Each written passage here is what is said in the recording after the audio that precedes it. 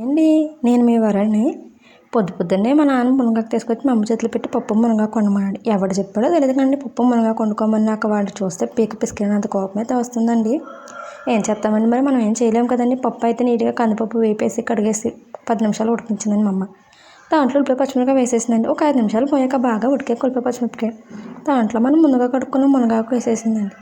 మునగాకు వేసి ఒక 5 నిమిషాలు ఉడకనిచ్చి దాంట్లో తగినంత ఉప్పు కారం పసుపు వేసింది. అలా ఉడుకుతున్నప్పుడు కొంత చింతపండు కూడా వేసేసిందండి. టేస్ట్కి సరిపడా వేసుకోండి.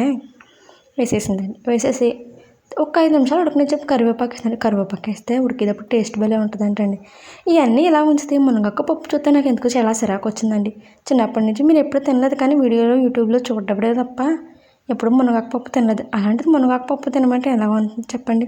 అందులోనూ మనకు అసలు చికెన్ మటన్ అంటే పిచ్చి. ఇలాంటి పప్పులు చూస్తే చెడ్డ సిరాకు. వారానికి 3 రోజులు 4 రోజులు పప్పు అంటే ఎలా చెప్పండి. మనలోడికి అప్పుడప్పుడు చికెన్ ముక్క తగులుతూ ఉంటే నాకు హ్యాపీగా అనిపిస్తుంది.